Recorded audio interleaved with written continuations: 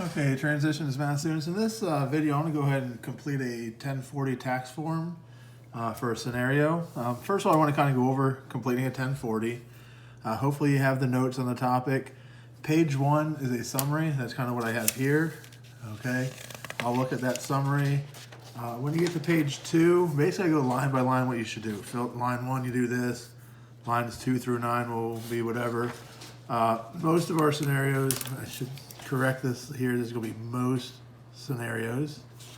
I'm going to do an example where it's not. Okay, but basically when we complete a 1040, there's 3 lines we're interested in.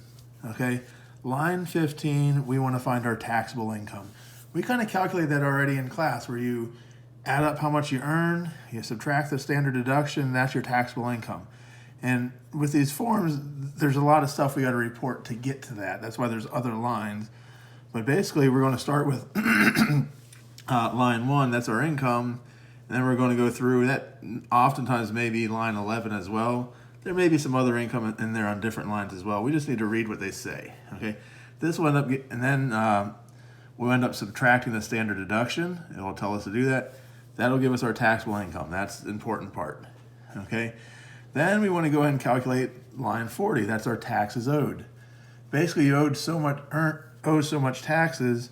We'll start out by using our tax tables. That's what we did in section 1 of this unit. That will go on line 16.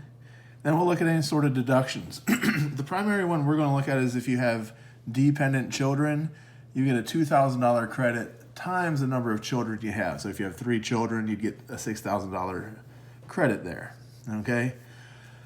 Then the next thing we want to do is go ahead and calculate line 30, which is the taxes paid. That's where you look at your 1040 and say, okay, well, this says how much I paid in taxes. Okay, so here we're calculating how much we owed. Here's how much we paid. And basically what happens, we'll find out if we get a refund. Okay, we'll get a refund if taxes paid is greater than taxes owed. So if you paid more than you owe, you'll get money back. Okay, if the amount you owe is greater than what you paid, so you didn't pay enough basically, then you'll owe money. So you'll take the taxes you owed, how much you owed, and you'll subtract your taxes paid.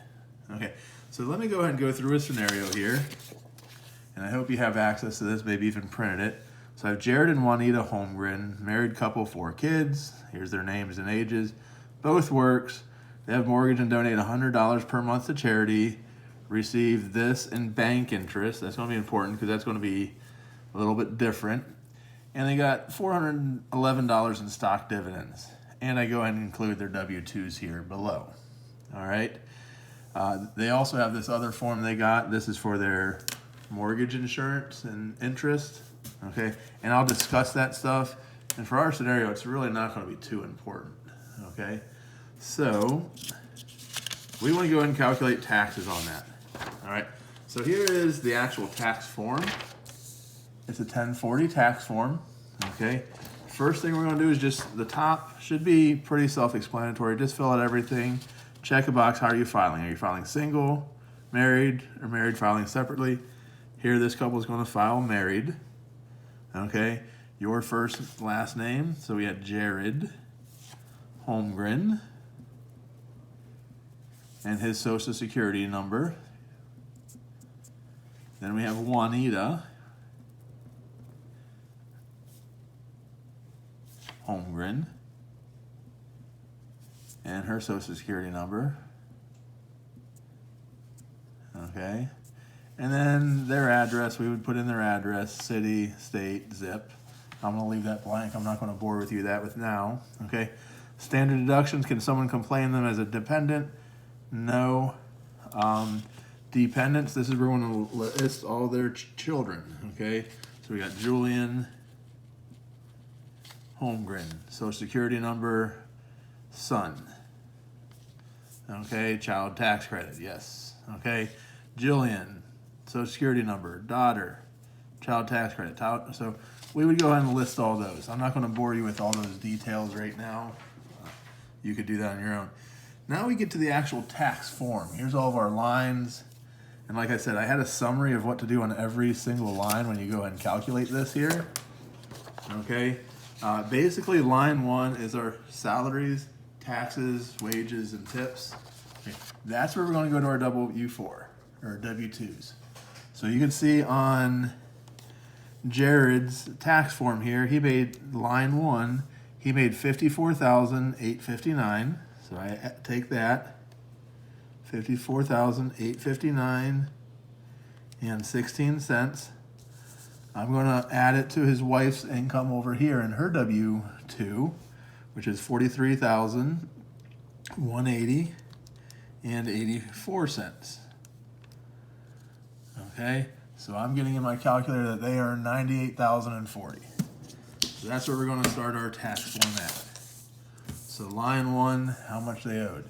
And really, it's going to be a big help to you guys if while you're doing this, you read the lines. It kind of tells you what to do as you're doing this. So line 1, we just calculate that as $98,040. Okay, and so I gave you the whole scenario here. This is an example where I'm doing one where we do have to fill in some other lines. A lot of times that's going to be your total income.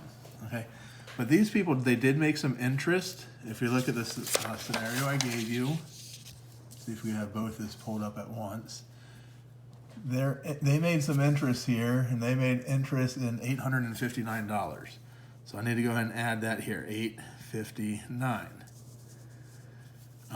Did they get any dividends? They got stock dividends here, $411. Okay. Here, IRA distributions, I didn't say anything about that, so we'll call that 0. Pension annuities, didn't say anything about that. Social Security benefits. Okay, capital gain or losses, attach Schedule D if required. If not required, check here. Don't have to worry about that one. So I'm going to put 0 there. Other income, I didn't tell you about any other income. And so number 9, we're going to add all those lines up.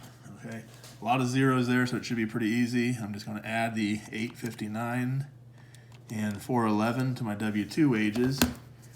And I'm getting $99,310. Okay, adjustments to income. I didn't say anything about adjustments. Charitable contributions. Okay, we're not going to worry about this because we're going to be taking the standard deduction. Okay, in here I gave you some scenarios where they had money donated to charity. Okay, down here they paid bank interest, $9,800. They paid real estate taxes, $3,962. If I add all that stuff up, it's less than the standard deduction. So we don't got to worry about it. I'm not going to have you do where we do anything without a standard deduction. Okay? So in this case, adjustments to income, 0, 0, 0. Number 11, subtract line 10C from this. So that's pretty easy. Subtract 0 from a number. It's still that number. Standard deductions or itemized deductions. That's what I said. We have the standard deduction. We know the standard deduction is $24,800 for a married couple.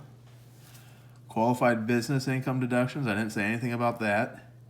So this now tells me to add line, here I'm just reading this, add lines 12 and 13. So I get $24,800. And then taxable income. It says subtract line 14 from line 11. So I'm doing 11 minus 14. This is kind of what we did in class. We found out their income, okay? We found out income and we subtract the standard deduction. So that's essentially how we get to line 15. As we do that income, subtract the $24,800, and I'm getting $74,510.